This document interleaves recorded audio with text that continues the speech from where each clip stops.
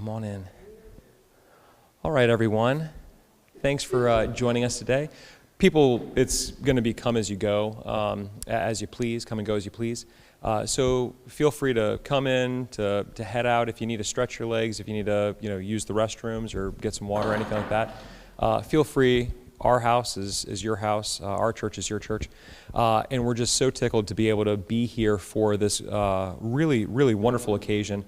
Father Methodius is a wonderful priest who has been active in ministry for many years, for decades now, and in a way that maybe is familiar to us, but also different than how we do, here in America.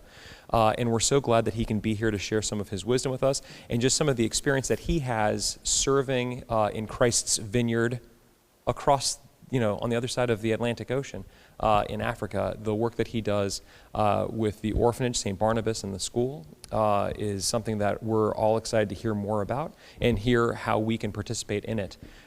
So having said that, we can all start with a prayer, and then I'll have Angela, who is hosting more or less this and making this event possible, come up and offer a few words, and then we'll get into it. All right? Pray to the Lord. Christ our God, we thank you have given us. We thank you for bringing us to the eve. We ask that you please open our minds and our hearts to understand revelations to us and to see how your grace is working in this beautiful. We thank you for Methodius. We thank you for all of the faithful who come to hear and glean what he is going to offer with us today. Please bless his ministry, bless the Saint Barnabas in Kenya, and please they're doing there, and allow us to figure out ways in our hearts and in our partner with them and to support them in the ways that we're able to. Allow us to receive the good news that we will hear today with joyful hearts, so that we be lights and beacons to those in the world, to those who have not yet heard. So we ask and pray. God bless. So I'm going to call up Angela. Is quite a world traveler, and there is no opportunity for ministry if we don't first make introductions, and there is no opportunity for introductions if we don't go out beyond our comfort zones and expose ourselves to certain other things. Angela has never shied away from a challenge or from going and seeing other walks of life, going and seeing other peoples, other communities, and immersing herself in them. And because so faithfully, 2 years ago, a year ago, just both this past year, this past spring, the winter, we now have made relationships that hopefully will bear much fruit and last for years, for the rest of our lives. And so I just wanted to give thanks to you for making all of this possible, and for kind of bringing back some of the good news that you experience in your pilgrimages and your mission work that you had. So thank you. Thank you. It'll be a short introduction. I met Father Methodius Safari, and we had small suitcases, and my sister suggested that we bring donations for an orphanage, and so we just looked online and found Safari. They would stop by, so the 8 of us just contacted Father Methodius and said we're stopping by, and we met with. So that's how we met. It was serendipity, kind of. And then last year I was going back to Kenya, and so I contacted him and said, I have free time. Do you need a volunteer? And he said yes. So in February I went there, and after the break I'll give a short presentation on. So easy to volunteer there, and it was such a great experience. But Father Methodius had a church. It was wonderful to go to his church and see the evangelism that he's doing, as well as the huge orphanage by Kenyan standards. do so much with so little, because they are incredibly poor.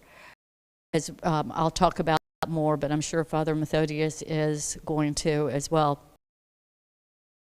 I'll stop here and let Father Methodius from here and talk about his mission. Oh, you have one? Okay. The Son and the Holy Spirit. Amen. So I'm humbled that you found it worthy. I'm humbled that you found it worthy to stop whatever activity you have, and you came here so that we can meet and have and listen to me. Maybe you'll find whatever I will say worthy of your time. First of all, you that English is not my first language, it's not my second, it is my third language. So you'll have to be extra attentive to whatever I say, because I also have the accent from Kenya, and from ethnic group we still have another very difficult because of the accent. There are some we do not able to pronounce, and we pronounce an R as an R, and so many other things. So it might be for you to listen, and whenever you want me to shout, do so. Whenever you want me to repeat, I won't feel offended. And I hope to be very fast. There's a lot to tell you. I do not intend to give you a sermon, but I intend to challenge you into doing what we are called. When we become Christians, we are called to evangelize. And the verse therein, that once you become a Christian, you are definitely called, whether you are a priest, whether you are a deacon, you are a bishop, it is your responsibility to evangelize. And you may start here and call it Jerusalem, places, and evangelize.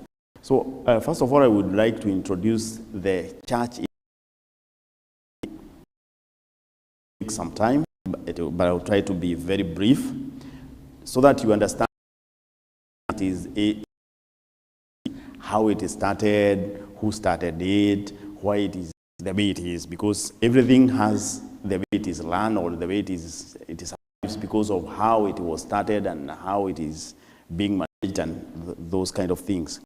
I'll start with a presentation about the church and some things that we do at my church. Let me call it my church so that you get it.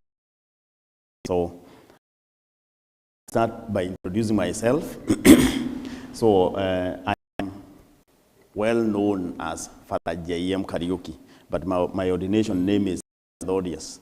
So if you search even online, you search Father J.M. Kariuki, you find that very easily.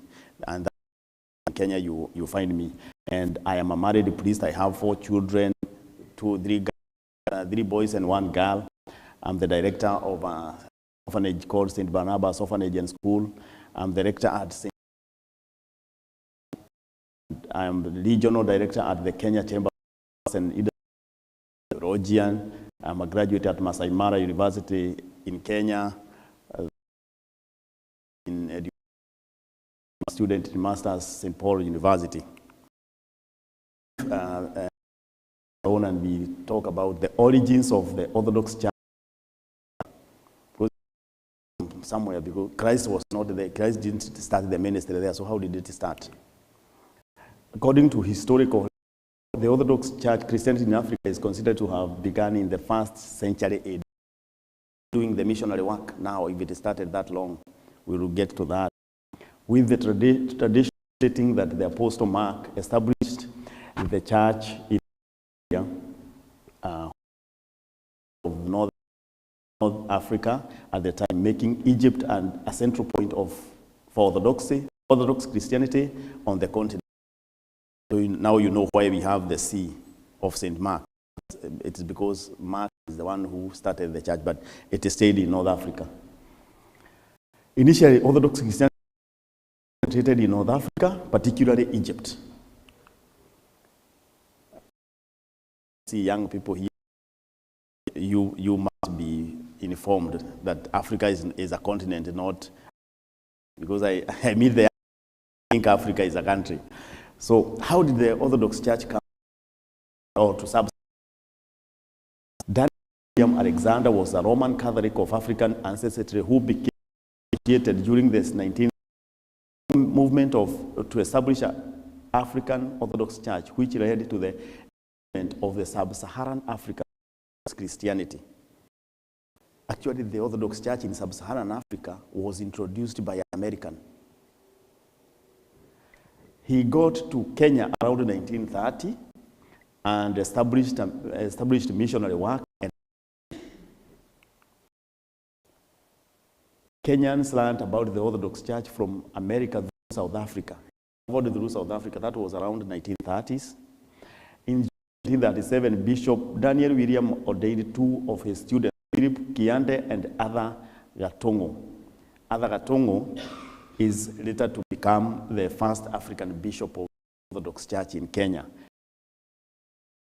Arthur Gatongo led the congregation in joining the Patriarchate around 1946. And he later became the first African bishop in Kenya, 73 to 79. Of course, he has the Greek Orthodox Patriarchate of Alexandria and all Africa. Have our patriarch there, you know him, because you must be aware of how many patriarchs live in the Orthodox Church. We don't have one pope only, we have many. So his beatitude, the Orthodox Patriarch of Alexandria and all Africa, that is the current pope. The Eastern Orthodox Church in Kenya has over 200,000 members.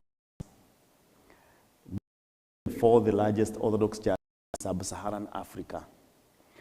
The first one in what do we say, in population is the Ethiopian Tewahedo Church.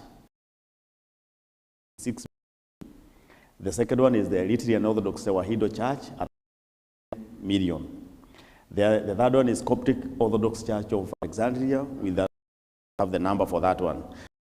Those you know, of course, we Orientals, the Oriental churches. So the Africa sub-Saharan, the biggest Orthodox congregation is in Kenya. The Greek Orthodox Church in Kenya. Note that members are not Greek; they are of African origins. They are like me. We have Greek bishops, but actually we do not have any Greek priest. We only have 2 Greek bishops. That's the one in one in Kisumu. Has about 100,000 members. And the church, this is the Pope and Patriarch with the Church National Executive Council, visiting the President in State House when he visited in a recent tour. There's the Pope with a few clergy and children while he visited Nairobi Seminary. That is the Pope with a few clergy and children while he visited Nairobi again. This is him again with some children. Matthew chapter 8, the Great Commission. That's why we are coming in, and possibly that's why I'm here. Go and make disciples of all nations, baptizing them of the Holy Spirit and teaching them to obey everything that I have commanded you. So I tend to believe, being in this church, which I've asked when they moved around 1980, they came here. So a lot about Jesus said to his disciples, and you must be informed in God's gospel and Orthodox doctrine. So it is your responsibility to, number one, to the gospel of Christ is not for one ethnic group. So it is, and I know even in America, you know, you are some are from England, some are from France, some are from, everyone has the, it's not the church, and the gospel is not only for, it's not only for the Greeks, it's not only for Armenians or Romanians, it is for everyone. So what is your responsibility according to that gospel? Number one, the people who receive the gospel have an obligation to move. You do not receive the gospel and receive the church only. You must go somewhere and do what? Number one, they have an obligation to disciples in other groups. How many disciples? Which other nation did you visit? Not a pilgrimage to see, but to tell them about the word of God. So this is like a challenge. Number two, or number three, you have an obligation to ensure that they do as commanded. Ensure the new people are converted and baptized. You've been doing that. So I want us to think about it. Think about what are you going to do. Because today you'll be asked, I call you to go and do this, but what did you do? Okay. They train them to a level of being disciples like themselves. Have you helped the people in sub-Saharan Africa to be knowledgeable as you are, to be able to convert other people? Or you are just seated in the US saying, I'm Orthodox, I'm so good, the Pharisee or something, to do something towards the evangelization of or whatever, or India or anything. Africa, I know you are not, you definitely you are aware of the map of the world. Did Jesus come to Africa too? Maybe the gospel was for North Africa, Europe, Asia, America, not for sub-Saharan Africa. So you must it too, and that is where I am from Kenya, and you can see the map of Africa. Kenya is in the East Africa. How big is Kenya? Kenya has an area equal to that state of Texas in the US. Yes, it is that small or big, depending on how you take it. The region in Kenya, you might think, oh, I hear they are Christians and all that, but remember in our doctrine, we teach, sorry to say so, that Christians, the others are scared. We don't hate them, we do not bash them, but we should teach them the correct faith and the correct doctrine. So approximately 70% of are Christians, which is a very wonderful thing because they won't fight us. And 8%, 20% they are Catholics. About 25% are adherents of religion. And 6% are Muslim. Among the Parsis and Baha'is, Orthodox Christian accounts for about 0.35% of the population. So I don't want to say you, I want to say we have failed a lot. Because the people of Kenya, they are receptive to Christianity, but we have not been able to pass our faith to them. His Eminence Archbishop Methodius of Nairobi came to Kenya in 1978 as a young theologian. So this old man you see here, he came to Kenya in 1978 there. In 1980, he was sponsored a monk under the name Methodius and subsequently ordained a last Bishop of Lilota by Metropolitan Peter of Axum and Bishop Theodore of Uganda. He was made Archbishop of Zimbabwe, Bishop of Nairobi in 20 years up to now. So there are people of origin or of your color who can do it. So if someone tells you, no, you cannot go to Africa to be a missionary and live there, actually even the Archbishop has shown us where we will bury him because he says he's no longer getting back to Cyprus. Dedicate yourself, come to Africa, live there with our poverty and whatever, provided you teach us the faith. Or you teach, of course, you won't be teaching me, we will be teaching others together with you. But you can come and stay with him there and preach the gospel. And he has done a very wonderful job. Have the 2,000. Supposing he had other people like you to help him. 4 dioceses. We already have 4 dioceses. Diocese of Nairobi, Diocese of Nyeri, Diocese of Kisumu, and the bishop with me there is the current Bishop of Diocese of Eldoret. Is Neophytos of Eldoret. Some of you might know him. clergy, there are over canonical priests in Kenya. Maybe I guess if you had a very big number of maybe it was 20, 50. Am I right or am I wrong? Yes, there are over 600.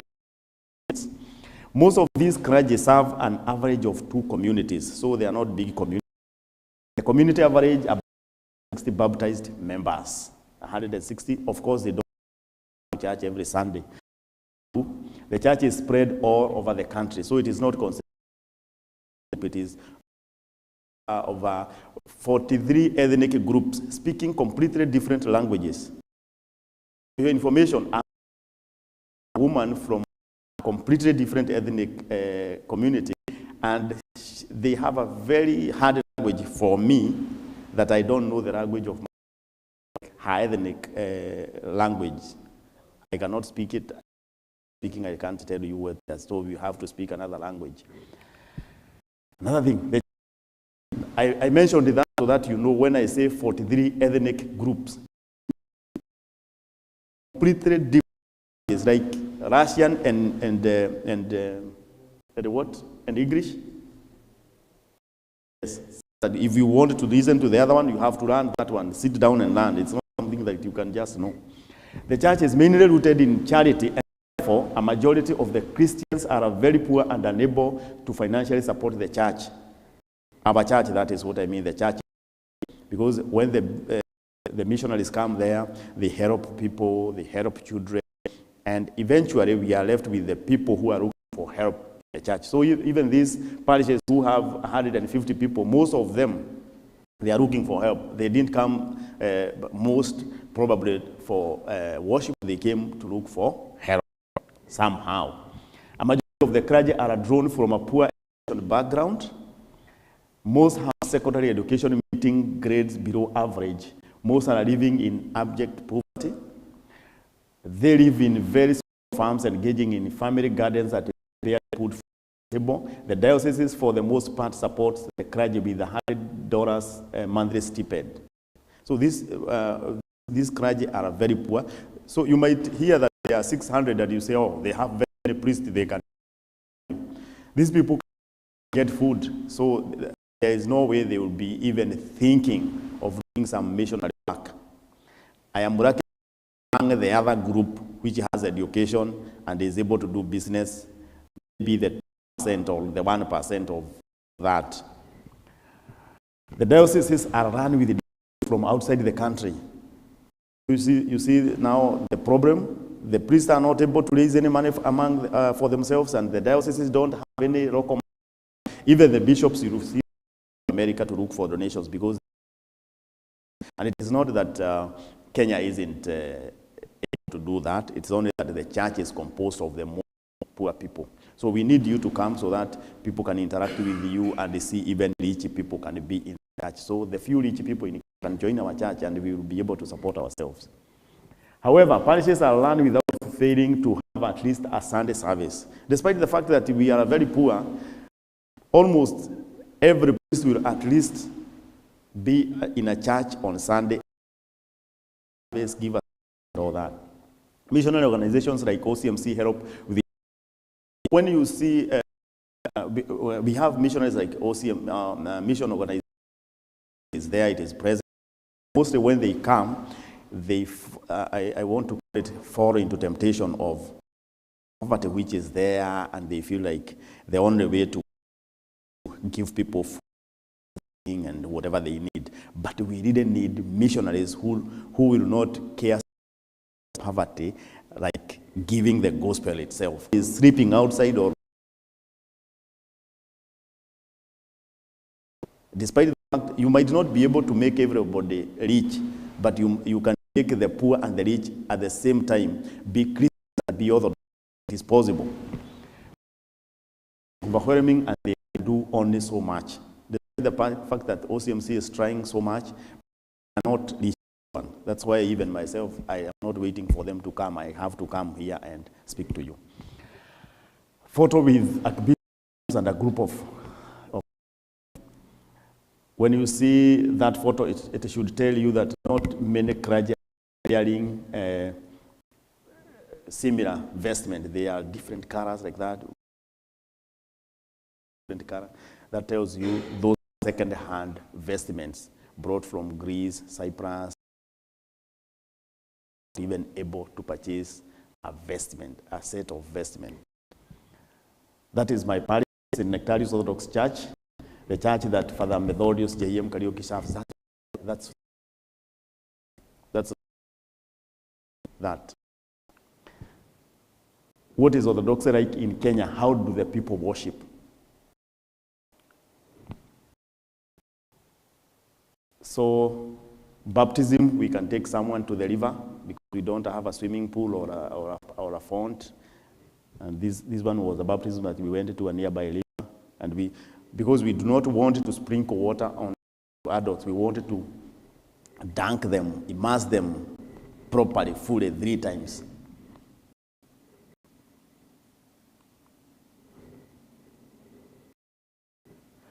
Oh, sorry.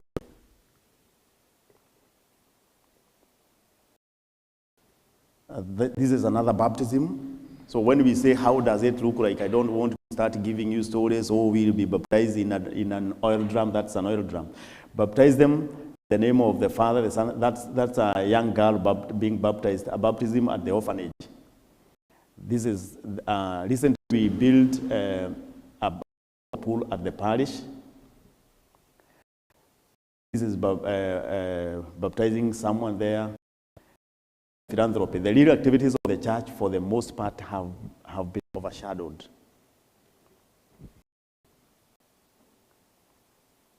You can see, these are the now not give people, okay, giving. But when you want to come missionary, think about coming to do exactly what in America. Don't mind so much about poverty because it will be there. Definitely, the moment you land in Kenya, that's when you start knowing what poverty means. What you call poverty here, it wouldn't qualify for poverty. Yeah. It is very true. So, to get into necessarily distributing any material supplies, just worship and teach and participate in the services. You participate services. I was very happy with Angie. When we did the services, she would participate in the community with us. She would sit with the people wherever we went, and you will see where we go, very poor places. She's not trying to change the way the people live. She's showing them that I'm part of you. After she left, people started coming to seek the faith because they say, you mean she can come sit in that little church? She's not doing it. She's not doing anything. Like, she's not there to construct the church. She's there to worship with us. And this is what is lacking. People usually come to Africa as missionaries, especially the Orthodox. I don't mean the others, especially the Orthodox. You people, you come to Africa for tourism. Let me accuse you. Allow me to accuse you. You come, you look at us, how we worship for one day, and then you go away. No, that's not what we want. We there, worship, run how we worship. Let the people see you seated in church, and then you can teach what you do. Don't know what is happening to my presentation there.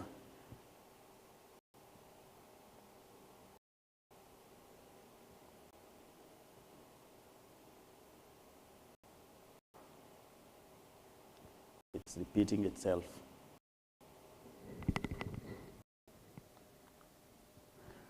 So, anti-clockwise, you can see the service of blessing a home. That is me in a home service blessing with small house, just memorial service down.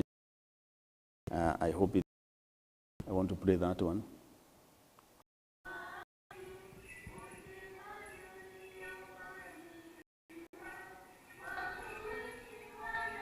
So we want you to come and participate with us. So that is a memorial service for someone who passed away several years ago, and when we go because he was Orthodox, perform the service. Yeah. Resurrection Divine Liturgy at St. Nectarius Orthodox Church, midnight. You come, worship with us, teach us, and be there when we are doing that. This is taking the Divine Liturgy to our children's foster homes. You can see there, we go use a tent or whatever things we have, make a small shed. The homes are so small you cannot get in because it's a 12 by 12 room, maybe 2 rooms, 12 by 12 rooms joined together, that is the home. So you have to come with a tent, place it, make a tent house or church there outside, conduct the service there, have the people enjoy the service, have them a sermon and stuff like that. Possibly when you do work, you have never been to church in Africa, in Kenya, trying to evangelize to the people.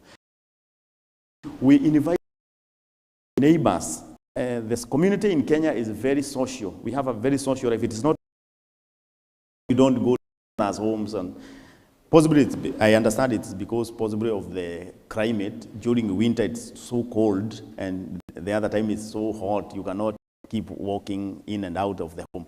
Because we are in the tropicals, people can come. When you invite people, you come and we are like 150 or 200 people there, the few that are Orthodox and the others, and they see us how we worship and they accept faith.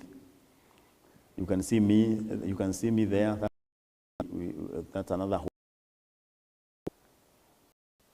That is members of St. Nectarius Orthodox Church on Monday after Sunday. That's a photo we took there, and that's now the church inside. After visiting America, people make the churches inside to be so conducive and all that. So when I went back, I made the tin house to look at least from inside. So when you enter our church from inside, it looks much, much better what it looks from outside. And this is I'm trying to show you photos of how we do the services so that when you think of the church in Africa, you know it is the same thing but very different from what you do. So this is Holy Wednesday, and then we anoint the people. That's down there on the far right is the choir, the church choir. That's my church choir. The young girls and boys, some of them are living a monastic life, and about them. And the laity partake of and that is myself and some other 2 clergy inside the altar at communion for partaking of the holy gifts. That is we had a tent church. And the Holy Week, I know you have holidays, we also do have them. At home, adopting Kenyan Orthodox tradition. So in Kenya, we will make one, or maybe not. For me, maybe whatever you see, way much good or better you are going to face when you go to other parishes. So this one is very American now. It's very upgraded. so that is with the choir having a procession on the road. It's not that we are using that road. That is the road we use. It is actually the road we use. And Angela is here, she can tell you that is what it is. And then we also have a paved road from the church to the orphanage. We shall talk about the orphanage later. From the church to the orphanage, it's 1.5 hours of walk. So on Palm Sunday, we make with whatever branches. Mostly we get cypress tree. Sometimes I can buy the palm leaves, and we station there as a way of evangelizing. We want you people to be there. This church is not only for this here in our village. There are some others too who believe it. Because the challenge we have is convincing people that people who are able financially can be in that church. Image from a charitable to a church. You know, those are two different things. So that one is a Palm Sunday session. And we have a monastery too, a local monastery. Purely local monk, everything. It is called the African Orthodox Church of Kenya St. Moses Monastery. Although it is very new, has only one monk and several novices. And we do go there for services. St. Chapel is St.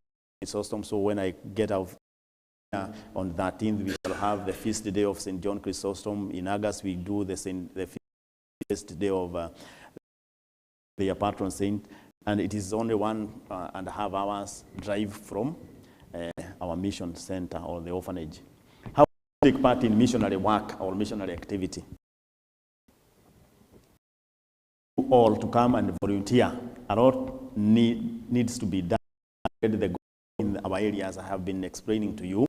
We shall delve into that. You will ask questions and we will also listen to each other and see what. You can stay at a cheap hotel. You don't have to stay in a big hotel. Hotel room near the mission center. It's a 5 minutes drive. You can walk from the orphanage to the hotel. $3 a day or $4 a day. The thing is that it has a toilet. I know the Americans don't want a place where there is a toilet. A bathroom, nice one, just like in America, so you will be comfortable. Only you will not have, you don't necessarily see it's not cold, it's not hot. Basically, you can just, or you can get, you might be rich. You might even be able to hire a cab every day, who knows?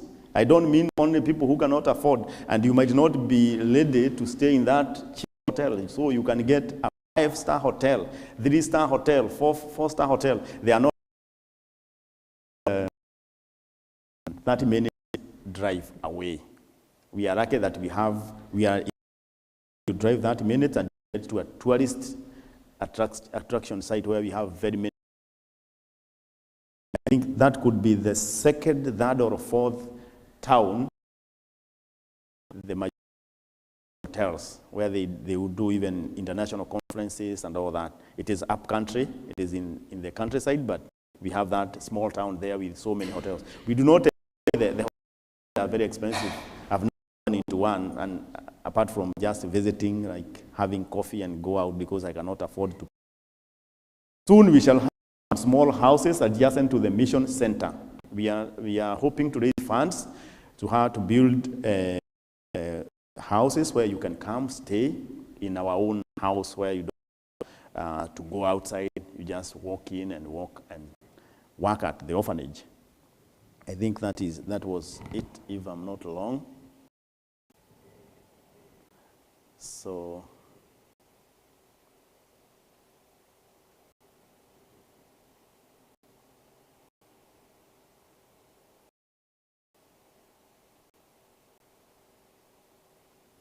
And the last one, to volunteer, you can contact me with that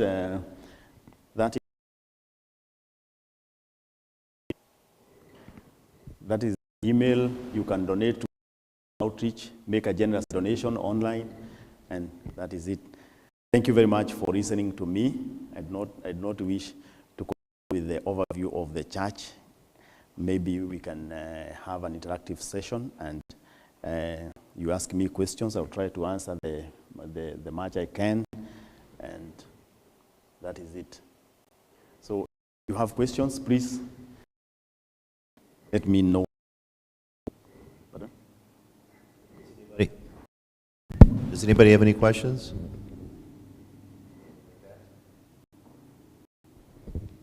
John, you always have questions.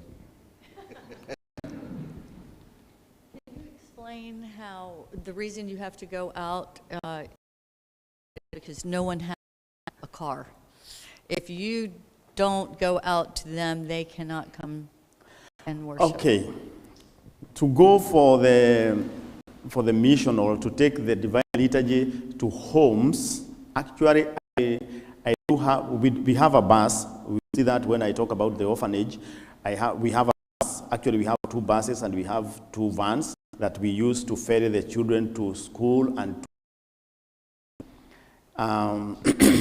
we have to use this bus to take everyone, or less to round up everyone and take them to that particular where we are going, because among my members, maybe only 3 of us have a car.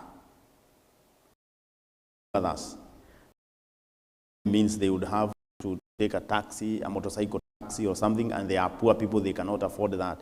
So I as a missionary, a Morocco missionary, decided whoever wants to go for that service, they just have to donate their time, the service.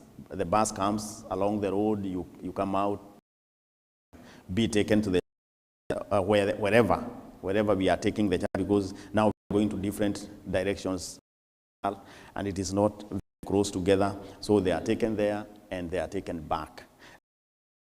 To organize with the family, because they cannot afford to feed us.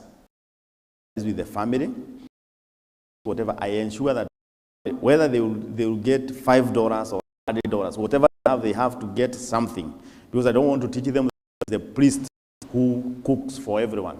Right. So whoever is has to produce something they have. I know they are poor. I understand they are poor, but they are dead. So it means they have something. They must be eating something. So they have to put something, and then I give the bigger part, so that we have everyone who comes to the service has a meal after the service, because it is far. So, and that is coming up very well. People are trying as much as to call this a substantial amount to cook. So it is my responsibility. I have to fuel the vehicle, to pay the drivers and all that, to take the people that mission journey and we do that every week. Next year, we want to start doing it twice a week, on Saturday and Thursday. We have an service or out of Sunday service, Saturday and Thursday. We go because the family is many and we need to do the outreach. Yes, we do it. And so Father Methodius, how did you part of the faith? Thank you. I was not born Orthodox or East. My parents, actually my mother. My father was in the indigenous region. My mother was Protestant was raised until I was around 12 years. So we used to have vigil in that church, and it was far. We would walk like 1 hour or 1.5 hours where the church was. So one very nice Saturday we had a vigil.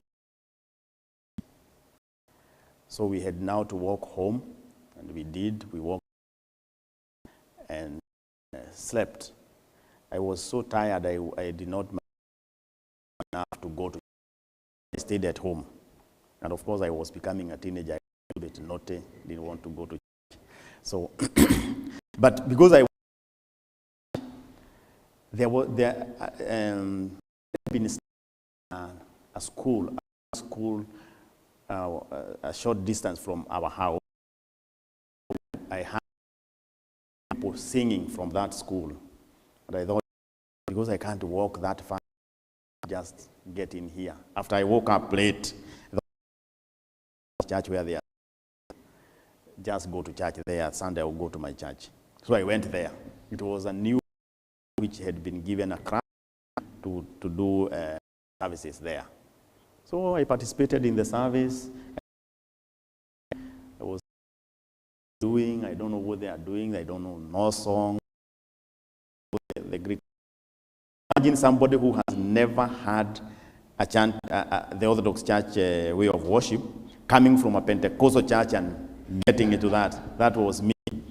So after, of course, he was a missionary in my place. So he gave me some books. He asked me my name. I was a very sharp person. I knew how to read good. I was grade 4. So whether I know how to read English and I would understand. He had small booklets about the lives of saints. He asked me, so which one do you want? I chose Basil the Great and Saint Mary of Egypt. He had very many. So I chose those ones. I went home, read them.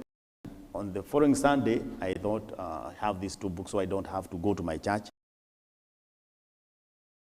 Because these people come from, and give them their books, and then I didn't know you cannot speak to the priest when he's doing liturgy, so I went to take my books. And when I wanted to talk, no, you cannot talk to him. So I waited until the service was over. And me, I want to give you the book. He told me, do you want others? Would you read? With my not knowing what I was doing, I said, so he kept giving 2 more small books, 2 more small books every Sunday until I was like 2 months in the church. And I have now started learning. Fortunately, I did not have, everyone was in the catechetical class. I somehow joined my other young people. Of course, we were schooling with some of them, knew each other. So I got friends now in the church, and we sat down in the catechetical class. They had been there for close to a year. But I was now there for like 2-3 months, and then it was baptism time. So we had an exam, and I passed. And after 3 months, I was baptized in the Orthodox Church. And so now, from there, I never left the church.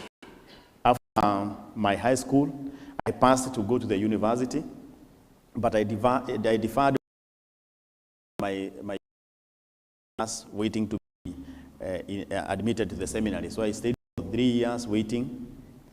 I did some in the seminary. For me, I thought the seminary is just another university, so I was waiting to join this church university instead of joining the secular university. So after 3 years, I was admitted. I started 3 years. Left.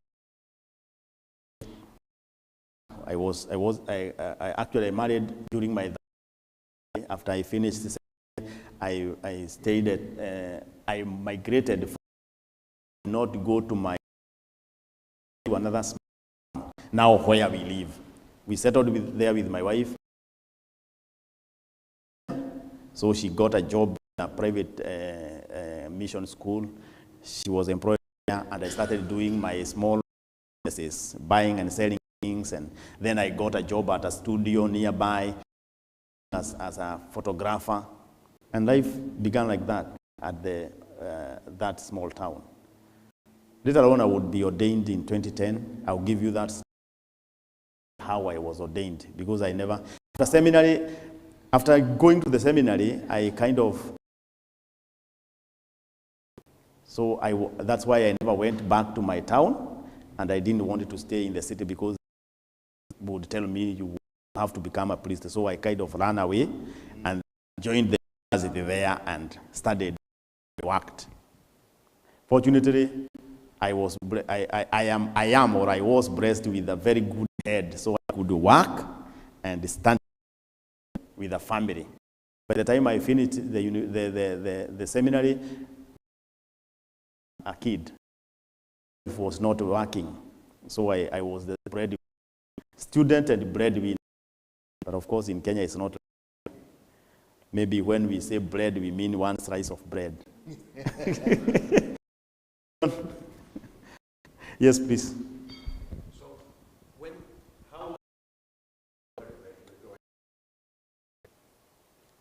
Okay, in Kenya we have so many denominations that nobody really go unless you are a priest like me. If my son or child tells me another church, I would kind of resist. If you are a theologian, my mother didn't tell me not to go. I ended up converting my mother. And, and my siblings, my younger siblings, I confirm, but I have not been able to see the others, the other older ones, because my mother had, actually she had 16. 3 passed away when they were young. That survived. Yes.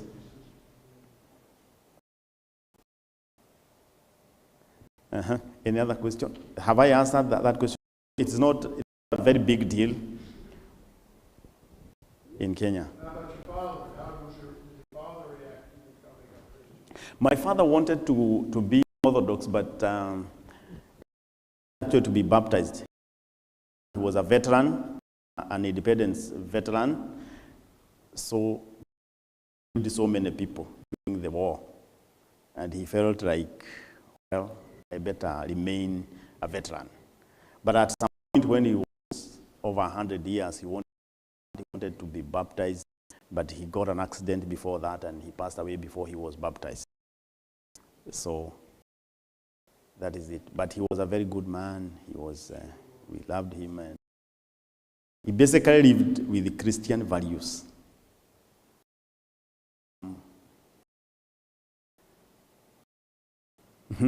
Any other? Yes, please, many questions. When can you can ask that question. When can I come? Yes.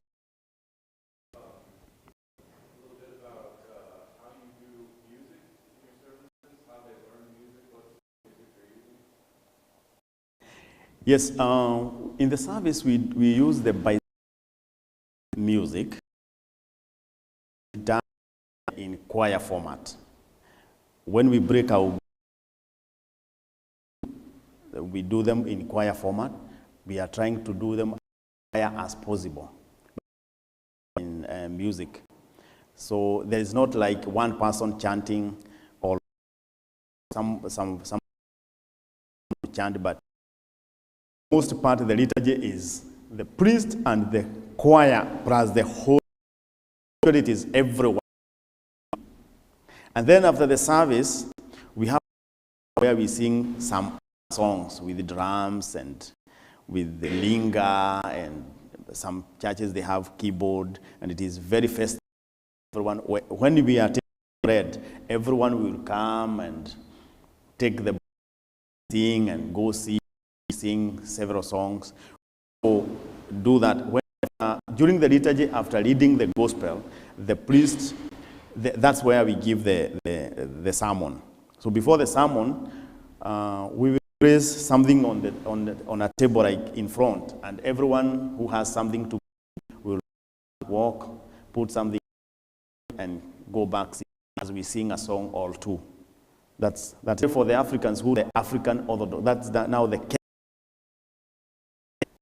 And then the priest will bless the donations or the gifts that people have given, and then give a sermon and proceed with the rest part of. Why we have to do that? It's because there's no way you can tell people to like subscribe and to give something every they get. So whatever little they have to give it as they get it. They get it. If they have, they give. If they don't, they like that. It's not something which is for stewardship. I know here you have stewardship. So Yanis is giving $100 every month. So and so is giving this every month. That for the most part, that is how you do it here in America. In Kenya, it is completely different. In the cities, some parishes would have that, where people can subscribe because they are working, they have good jobs. Yeah, some of them are rich, they can subscribe to give. Is that answered? I suspect you have been in a Kenyan service. Maybe have seen it. I heard a choir singing in harmony one time. Sings. During the actual service, everyone sings. The choir, but everyone sings. The whole service. Yes.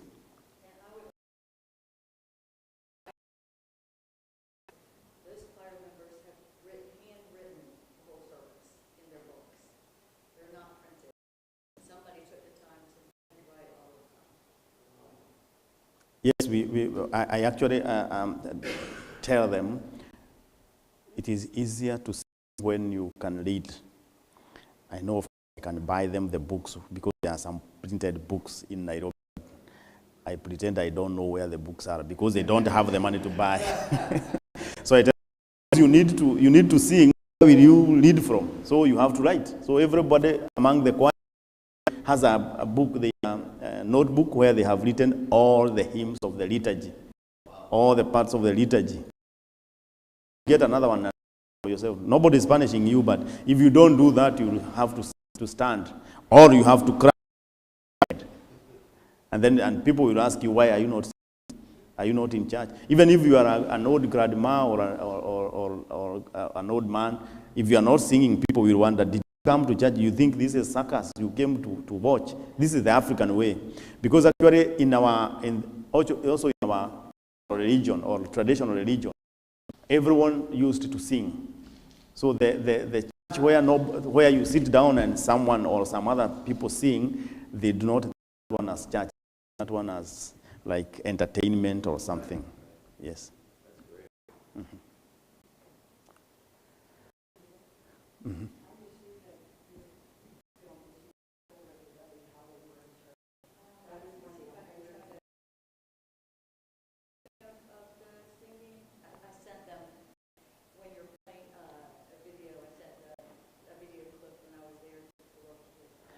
Okay, I must be having a video somewhere, but I have so not sorted. I need a few minutes to sit and so that it would be interesting, but we definitely will get.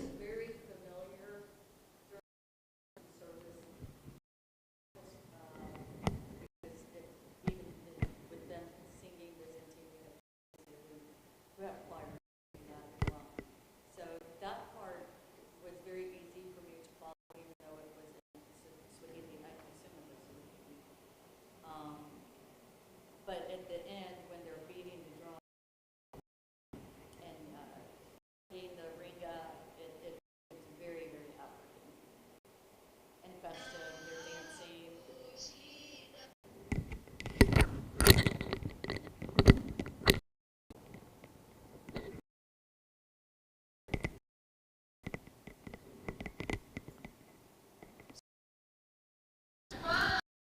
So this is a choir doing some practice that they will sing with the.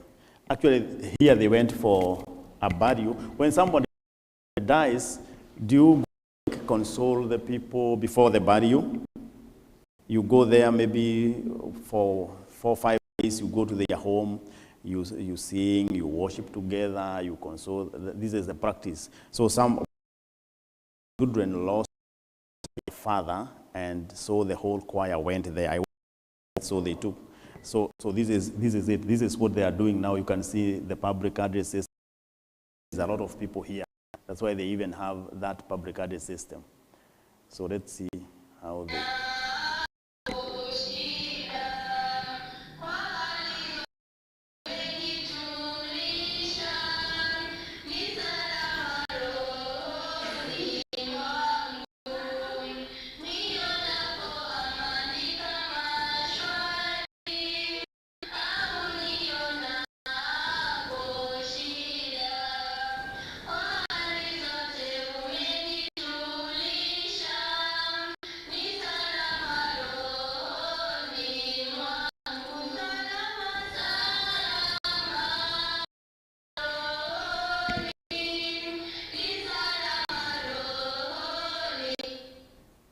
So that's how. I have a video of them in the church, us in church.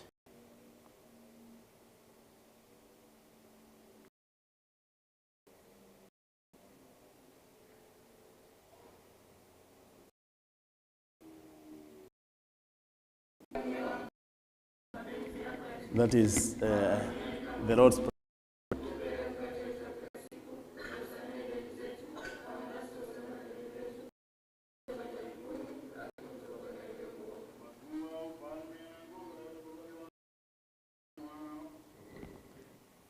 So there are short clips taken by my. Let me try to.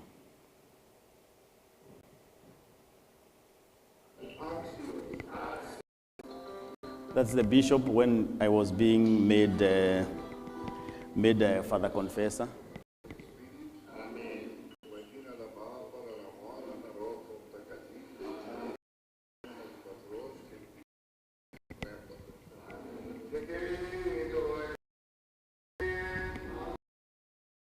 You can hear the whole church singing.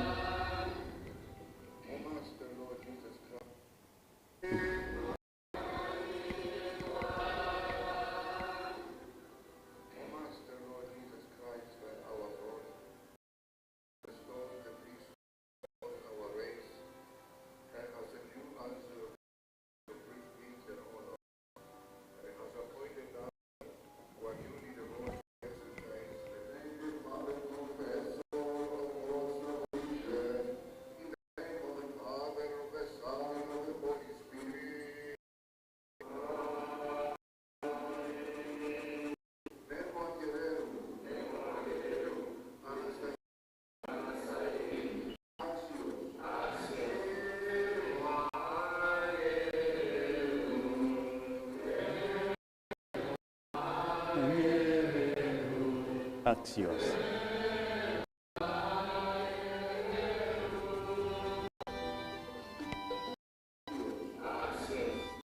So another one, let me.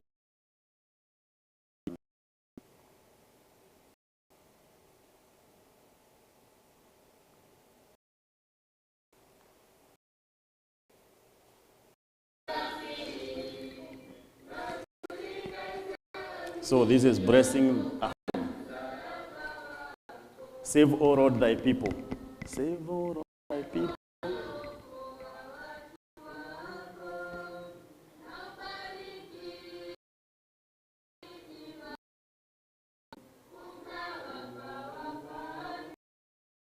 Faster.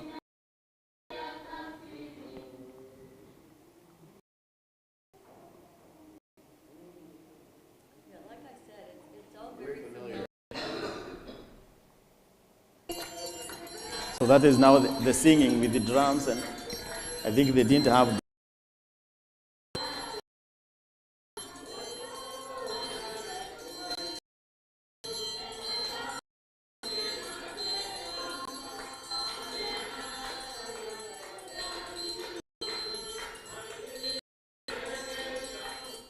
So those are girls in that home.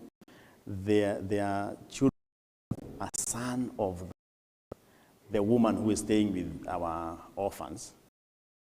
And so they like gifts, candles for the church when we went there. So the son came with his kids, and he had bought some gifts for the church. So that's what we're praying for there, silently and receiving from the children. Because in Africa, when they bring something during a service, you cannot just take it and go.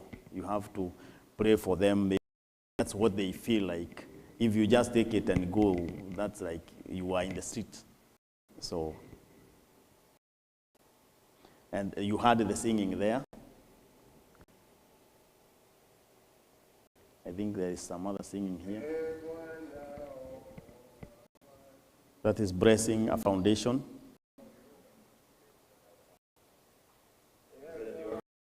That is at the parish. We are building a church, a permanent, very big, but yeah.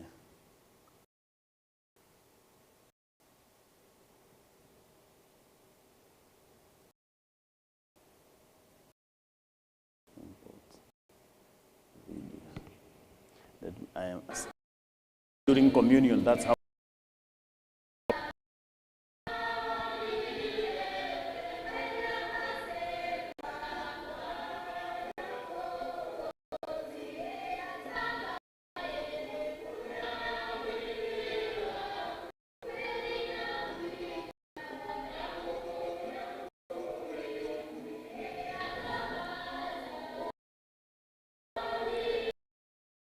The priest to come out and give Holy Communion.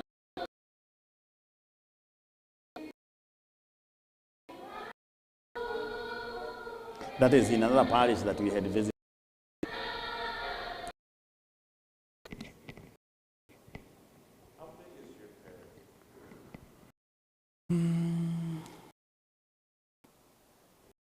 Specific. This one is another, okay, many parishes, small parishes. So the one that I showed you there, how many, can you give that up? Yes, whatever you saw.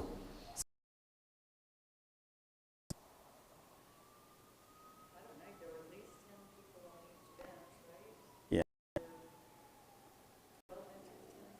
Mm-hmm. As an average. Yes. Actually, we have around, in Kariuki, I have 41 adults, and then children are 200. Wow. Yes, because of the orphanage. Yeah. Yes.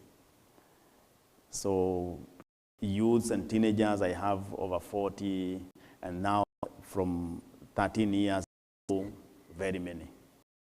You started the orphanage? It started itself through, I will explain that to you.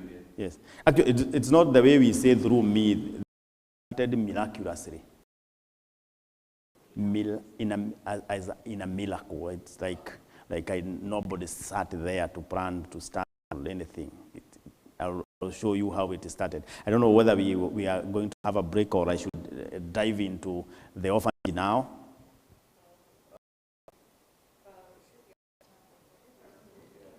I will, I don't know this, but this is the part that is not familiar for the,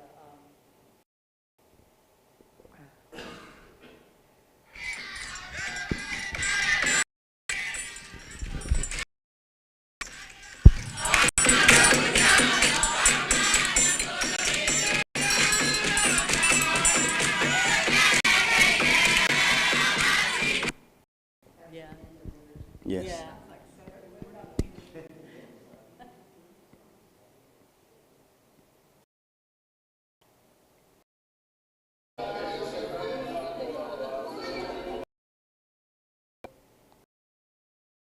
This is, yes, this resurrection.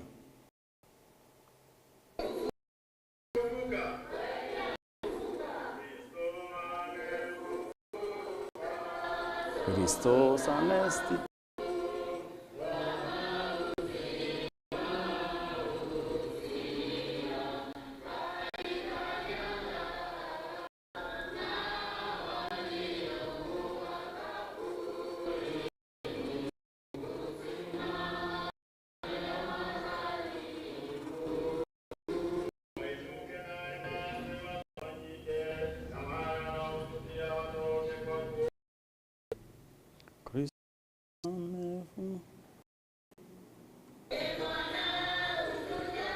That is the doxology, a small part of the doxology.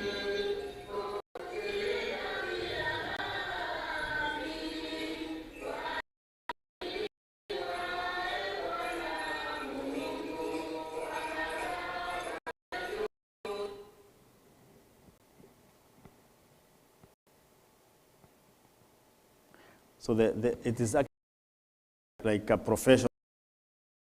Videos are taken using my phone by a young boy there just to take the clip, just for small records.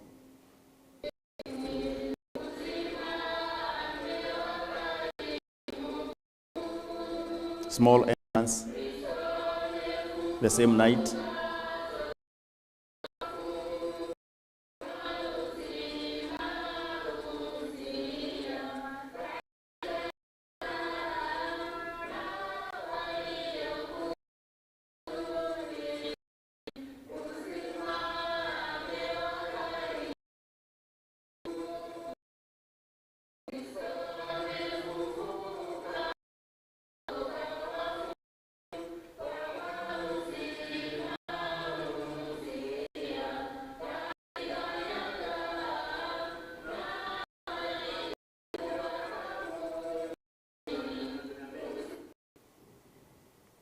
So let me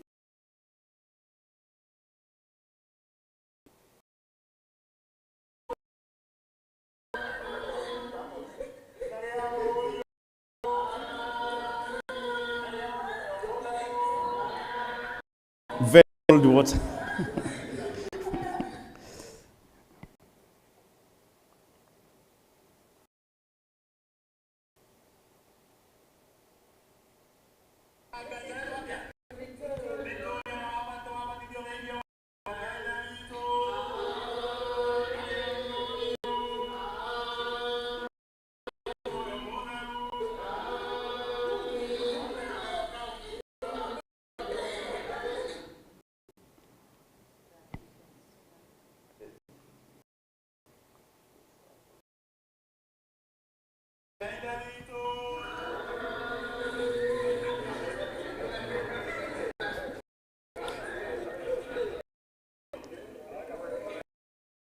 You can hear the voices of people, and it is outside.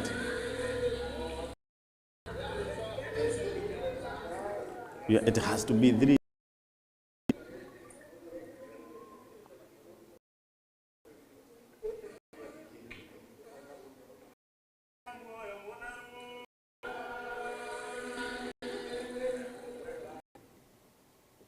So this I want you to come, participate, baptize the people, let us worship together, things like that.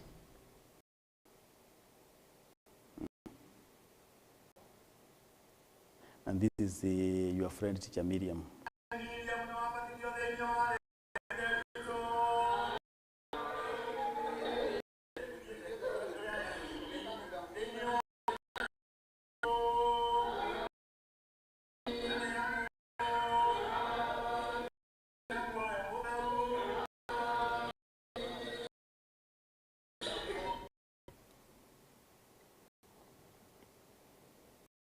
Try.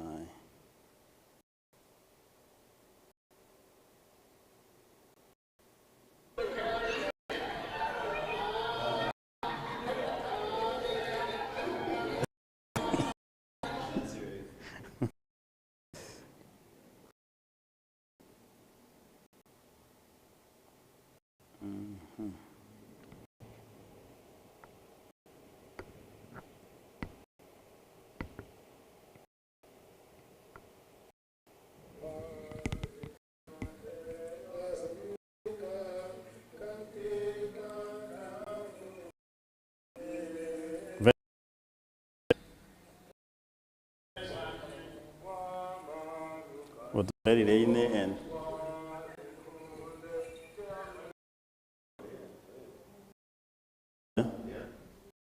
same song.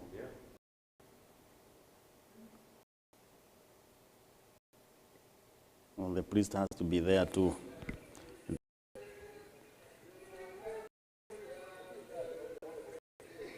When we sing the songs from the service, we other songs, other Christian songs. So we have village.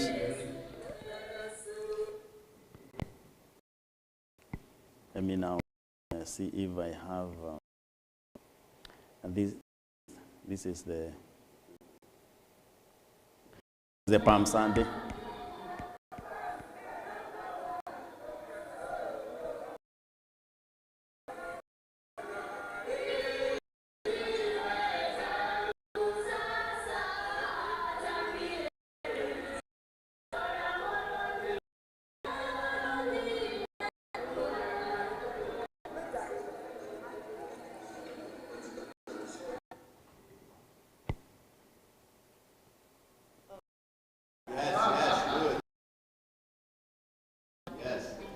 It's not.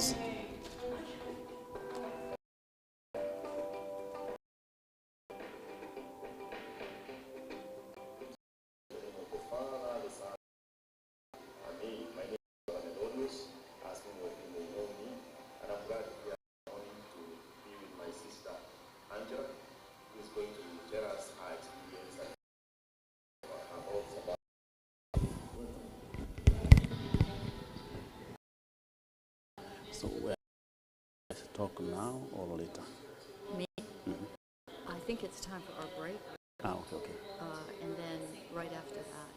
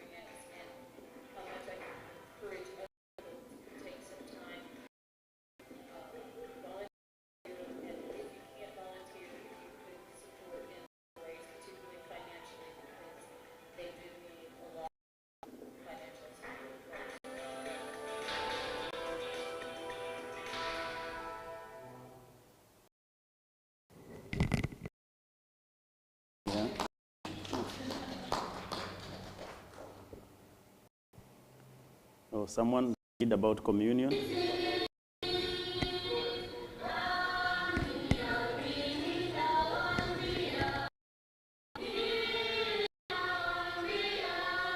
So that's how we do it in Kenya, Holy Communion.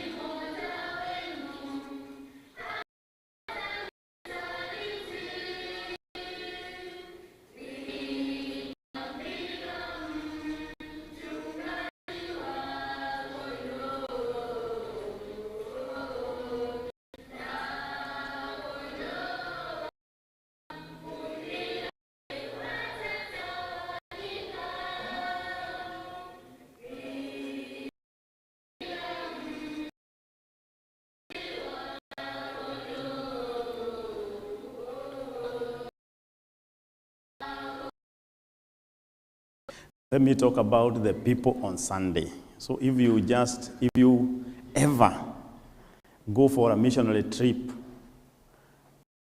Africa, and then you are meeting the people during service on a Sunday, you will have a very weird concept of the people. You might think you are interacting with very rich people because everyone will come smart. They will take a shower, put some oil, and they have at least a dress for occasion. Have you heard about the old times when people had the Sunday best? So they will, at least, even in our orphanage, we have a dress meant for meeting people. That's not put on every day. Keep it. So it could be 3 years old or 4 years old, but looks new. So when you look at the parish here, everybody smartly dressed, but it might be their own smart dress that they are putting on. Christmas. So when you put on Christmas, big festive season, festive day, like Sunday, when you are meeting, when you are going to the people. So if you want to know for whom you are interacting with, go stay there. And this is when you meet the little people, you meet where they stay. Even that dress, if someone is wearing on Sunday and then they take you to the think they are you. Yes, it doesn't, the home and the person don't match. They are completely two different scenes. Like one is like visiting that house, not their house. So this is how people live, and they do that. That's why Sunday is very important for the people. That's the day. Actually, I was quarreling with the boys because they wanted to bathe Sunday. The orphans, they wanted to asking you take a shower per week. Would tell me three times once. So they wanted to bathe on Sunday. Okay, that is boys because the water is at the orphanage. We have a well and we have piped water for to take a cold shower. It's not hot, it's just cold water. Yes, it's cold. What can we do? I'm hoping that at some point money for solar heating system. But for now, everyone has to take a shower, and it is a cold shower. At least they get sick. They feel like it's cold, but taking a shower. So that is it. When we come back, because time for our break is now, when we come back, we shall delve into now the orphanage is where I have been for long. The parish, I have been there for only 2.5 years. The orphanage, I have been there for over 4 years.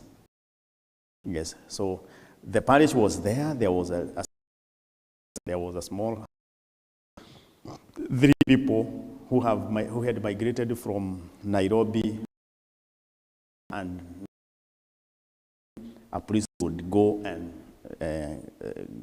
give them a liturgy, or they would go for liturgy elsewhere. So 3 years ago, actually 2.5 years, I the office, and I requested them to assign me that parish so that I can. And we stopped now liturgy at the orphanage, and we started having the liturgy at the parish. And the children have to walk to church and back. On Sunday, they have to exercise 2 hours walk. To church 1 hour and back 1 hour every Sunday. So it's also a walk in faith. Yes. So when we come back, that's what we shall talk about. Barnabas, Orphanage, and school. But definitely to hear from you as first. You. Do you have a? They Yes. don't have. They have